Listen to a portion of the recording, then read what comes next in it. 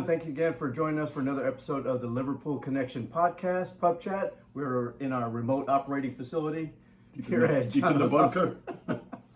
And today we are tasting whiskey barrel aged double pecan porter. Lovely.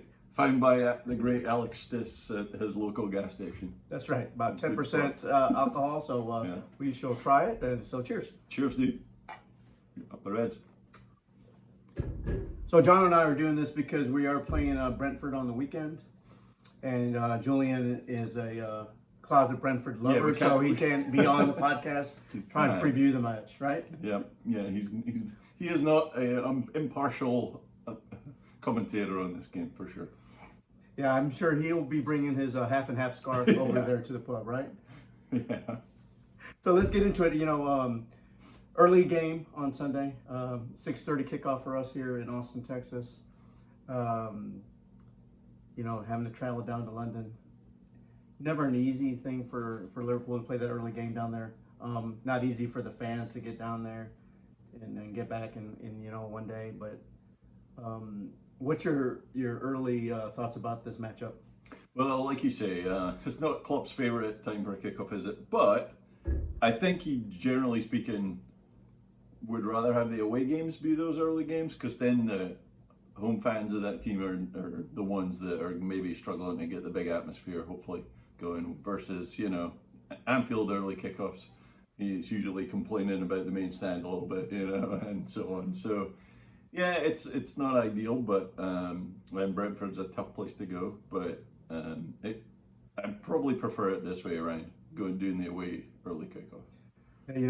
We're entering the match obviously in first place, still a 2-point lead over City. Brentford's coming in 14th place. They're on 25 points. They're about 6 points out of the relegation, so I think they're kind of safe. They're a weird team. Some days they look like world beaters. Other days they can't get out of their own way. But they do have Tony back. Yep. And so kind of reviewing what happened the first game, we beat them 3-0 at Anfield. They didn't have Tony. And this game coming up, we're missing our whole right side that played that game. There's no Szoboszlai, there's no Salah, there's no Trent Alexander-Arnold. I think Matip even played that game. So we have, and Simicans played that game. So half the starting lineup that played that game isn't going to be in this matchup. So let's talk about the lineup, because it seems like we're getting a lot of injuries now. So yeah, it's a tough one really, because you got to take into account that Brentford are a big physical size, and they do like set pieces. They play for certain things, so Klopp has shown that he definitely will try and take that into account. Yeah, it's not everything, but like if their guy's out of form, then he'll play. He won't just be playing a guy for size. But for example, I think there's a pretty good chance he tries to get Joe Gomez on the field, even though form and the form of Conor Bradley with Trent out, you would kind of think, well, it's a good chance to put him back in since he's been back training with the team. Mm-hmm. But there'll be a lot of little decisions like that it makes it a little bit hard to predict, I think. Konate comes right back in, is perfect for this game. Virgil, perfect. Like I say, I could even potentially see Gomez playing on the left back, but it looked like Robbo had started to get his form back in the second half of the last game, so I would expect Robbo to start, and him maybe just to give the edge to Gomez. Nothing against Bradley, and you've got Bradley to bring on if you're chasing a game and you want some more kind of pace down the sides. So that would be my guess for defensively, at least. Yeah, we can't play for a big lineup, right? Because of the injuries, obviously Szoboszlai not being in there. Yeah. I think Ravenberg had knocked the last game, so I don't even know what his availability will be for Sunday, or for Saturday. But his form hasn't really made it where he deserved to be starting in a game. But especially when there's a week between games, so Klopp doesn't really have to rest the players and manage for that week. But so we go into the front three. I can't see Salah just coming right back into the lineup. Do you? Only because of Salah, I could see it maybe happening.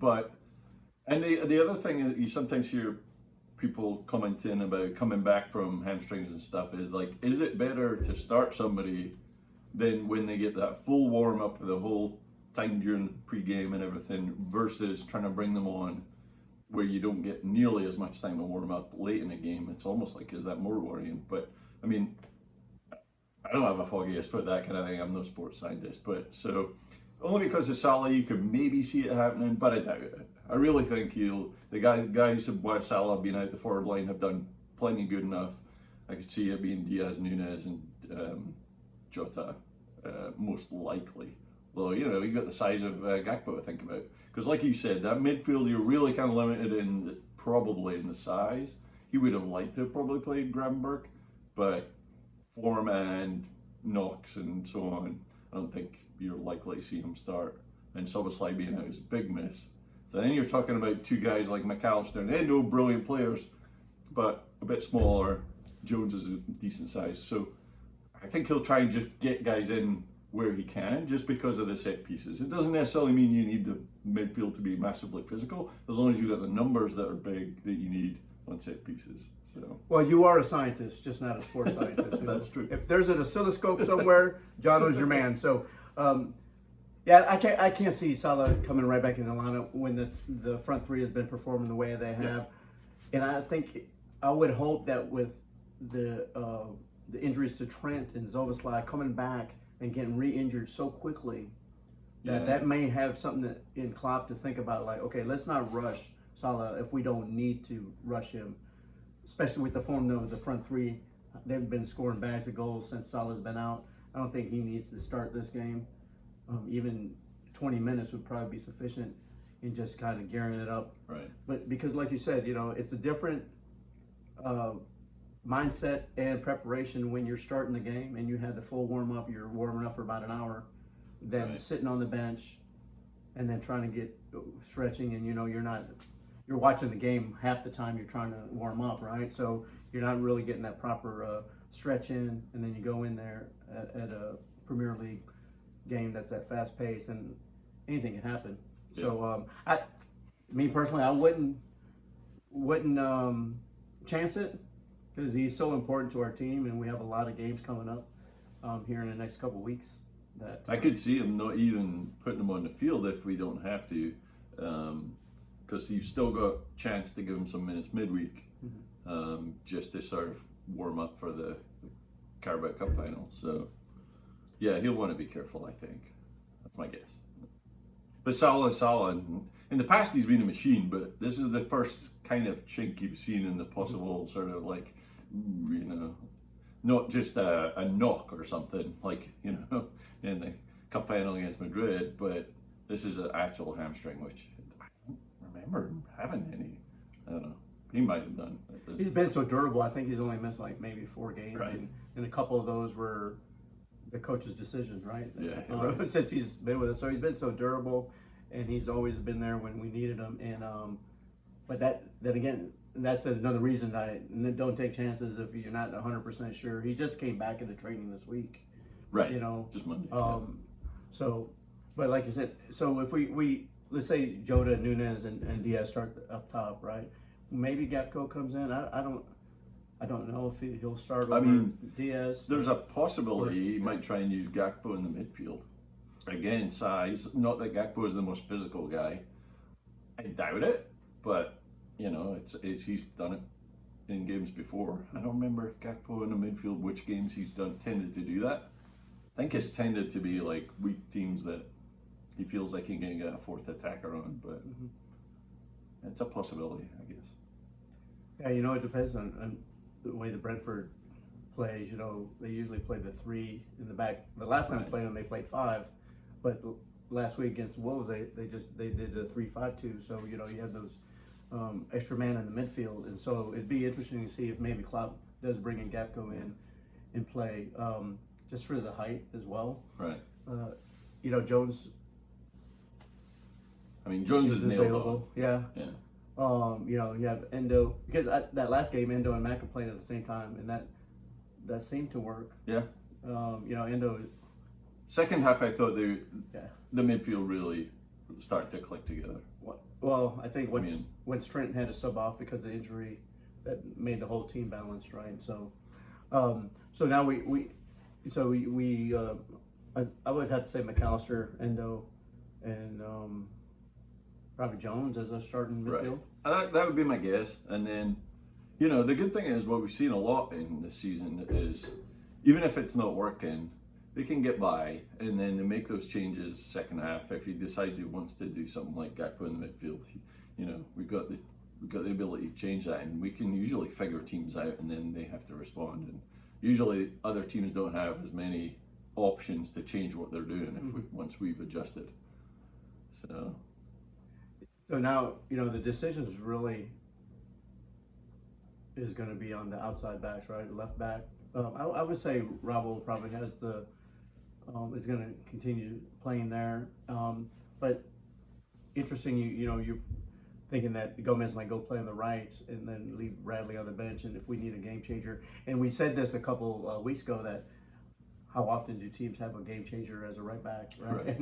And Bradley could do that. He could come in and bring pace. You could bring Elliott in as well, and they could really change the pace of the game if they had to do that. So I think I'm kind of leaning towards you, where I think I would see Gomez playing the right back, even though Curtis Jones did a great job the last time. That we need him more up the field. Van Dijk and Kanate, guaranteed those two. And then barring any. Yeah. And then Allison will be back, but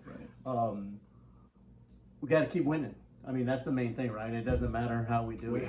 We have to keep winning. I mean, I don't necessarily think. I mean, it looks pretty ominous right now, City's form, but they do have they're kind of in a little bit of an easier run right now, but they've got some really tough ones coming up. But they're really hard to predict when they will drop points, because it seems like it's fairly random teams that they do.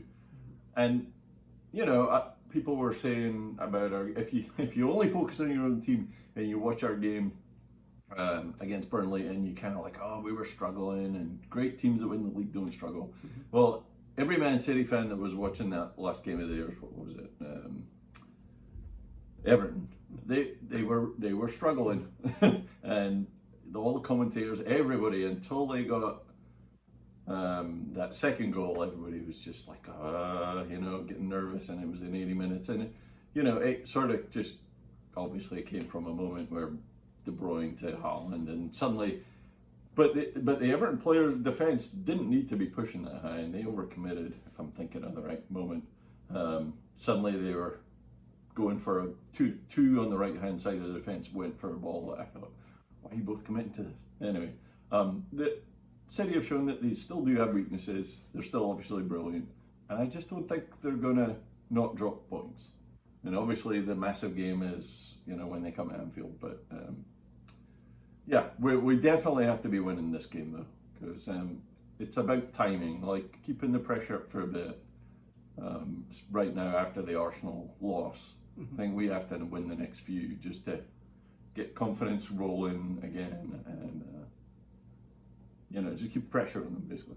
I don't think that either Liverpool, City, or Arsenal are going to go the rest of the season without dropping points, right? There's a lot of big games, especially if they're still involved with Champions League. They'll have to rotate their teams. That's a good point. And what I would like to see is just get a little bit of momentum and get some of these guys back as we lead into the League Cup, because the League Cup is an important, obviously it's a trophy, but it can kickstart it's the signal to the run into the end of the season. If you had that trophy in the bag, and then now you can just go for it.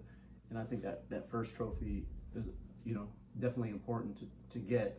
And that's looking like maybe a little tougher and tougher a game as the injuries on our side mount up, and Chelsea kind of seem like they're getting a bit of an act together. Not completely, obviously, but after we hammered them. But I think that will be a very tough, close game. But and like right now, while we've got, like you said again, our entire right side starting out, you can't then expect us to be totally fluid. We just got to get through games and just pick up those 3 points until you get a bit of momentum going and a bit of consistency back, and then hopefully through March we start just rolling, and looking like with the games every twice a week, looking like a fluid team, which I think our attack is close to really being. You know, they've looked a bit like we're getting goals from everywhere, different positions. But to be honest, it hasn't ever felt yet like Mane, Salah, Firmino, where as soon every attack that we break on, ball's going to be in the net. It's been like, you know, could have had one there, didn't make that final pass there. We're still getting the job done. It's brilliant, but I'm hoping that towards the end of March we start looking really fluid in that attack. I mean, I think the main thing to point out is that when Nunez plays, we win, and when he doesn't play, we don't win. Yeah. So that man has to be on the field, no matter if he's starting or. But you know, we need him out there. He occupies their tall players too, in the center back, and the way that the front three are moving right now, and they're so fluid.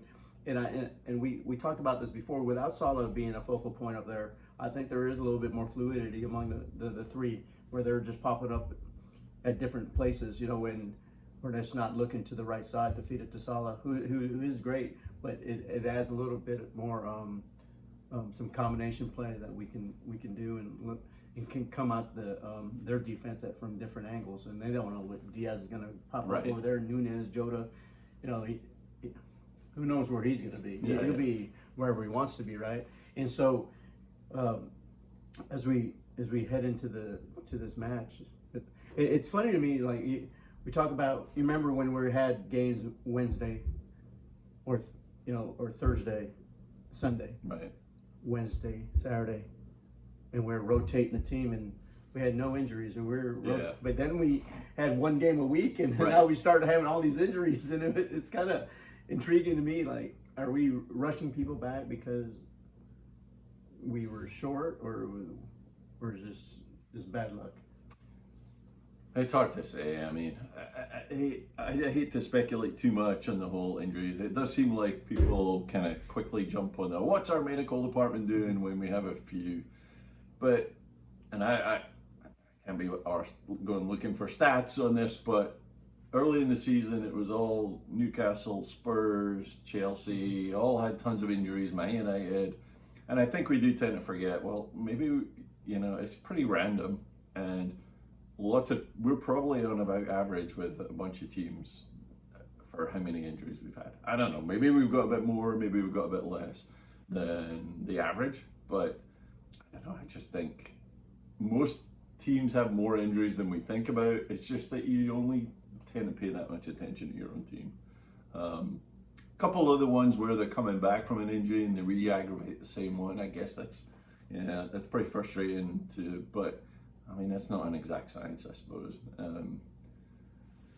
And Klopp does seem to sometimes, you know, imply in his press conferences that he's been told, oh, I can't use this guy or whatever.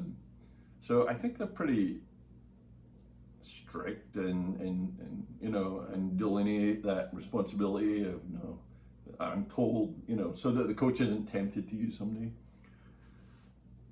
I mean, it's hard to say whether we're doing better than anyone else in that department.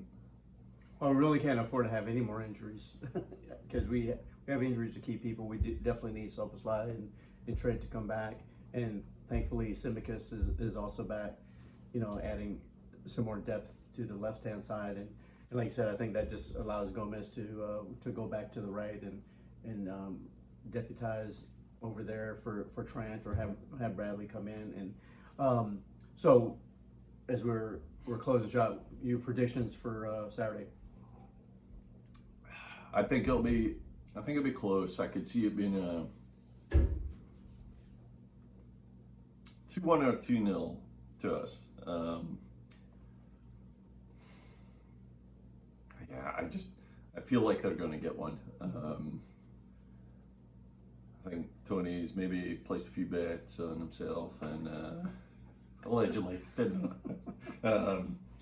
You know, he backs himself. Maybe he'll be at it, moving the spray foam again, sneaking the ball a little closer. By the way, he didn't even move the ball closer, and I think they all saw it too. I'm not sure why there was such a big fuss about that. I thought it was kind of funny in the end, but He didn't move it closer. He just kind of He created moved it towards the wide side. angle, right? Yeah, which I'm like, okay, just shuffle your wall to a bit to the left if you're paying attention. But anyway, yeah, I think it'll be close. I think we'll get 2 goals, which means we'll probably hammer them 5-0. Okay. I was going to go 2-1 for the Reds, just because I think, Tony being back adds a different dimension to them. They beat a good Wolves team last time. But I'm going to go 2-0 on this one. I think Konate will come in and we'll shut down Tony. And, Allison will be back between the sticks. And I think we'll give it a good professional game and beat them 2-0 and then gear up for the next game coming up. And then they're going to ask Thomas Frank if he's going to coach Liverpool next year, right? After. Yeah, I mean, so let's talk about that real quick. I know we're doing a preview, but obviously Xabi Alonso is the forefront name that everybody thinks is going to coach. But then today is Zerbi comes back in, and Big Ange's name is popping back up. Is that just deflection from Xabi? Is that just what is that? Well, I do think it's in the media's interest to continue to make it an interesting story. If they just talk about Xabi Alonso, it's just not very interesting. Just like Kylian Mbappe has apparently been rumoured to join Liverpool for how many years, and I don't think there was ever a sniff of a chance, really, based on how things have gone. But anyway, I think it's not a done deal with Xabi Alonso for sure. I'm not sure he's even ready to make a decision. He definitely seems the most likely and the most desirable on our end, but he may not be really. He's probably quite a patient guy, I would imagine. I'm not sure he's desperate to make that jump yet. But then, when the opportunity arises, it only does so certain times, and I still think it's pretty likely that it's him. The other ones, I just feel like, I just worry right now that all the Liverpool fans have so fixated on Xabi Alonso, and especially after, they beat Bayern Munich like they did and looked pretty good odds on to win the title, although I guess it's kind of early for that. But I just worry that everybody now, if FSG don't get Xabi Alonso, that we're going to be hearing cry arson from all angles about whoever else it is, whether it's De Zerbi or anyone else. And so I'm not looking forward to that, to be honest. I kind of just want to shut it all out until it's decided and then just get behind whoever it is. I think that's probably a good way to go about doing it. I mean, you see all these stories every single day, and it's like, hey, we're in the middle of a season. We're still in for 4 trophies. Let's concentrate on the task at hand, and we can think about the gaffer after the season. And none of the people involved in being speculated about are going to want to commit or announce anything till after the season's over in any case. So, even if it has been discussed and virtually agreed upon, then we're not going to know about it, I don't think, till after the season's over. So why bother really, fussing about it? Maybe we will, maybe I'm wrong, but it just feels like it would put that person in a sort of awkward situation with all the clubs we're talking about. Maybe De Zerbi could get away with it a bit the most because it's not seen as quite such a direct rival. But anyway, I'm just going to try and cut it out as much as I can thinking about it, even though. Hey, Chelsea wants to sack Pochettino. What if he was put on the list? I don't know. Feels like a lot of coaches, their reputation has not been enhanced by going to Chelsea, has it really? I don't necessarily think Poch is a bad coach. That's a really crazy job to be in. I think at the right time, Poch maybe could have done a really good job at Liverpool. I don't know. Going to Chelsea seems like a bit of a bad idea for most coaches right now.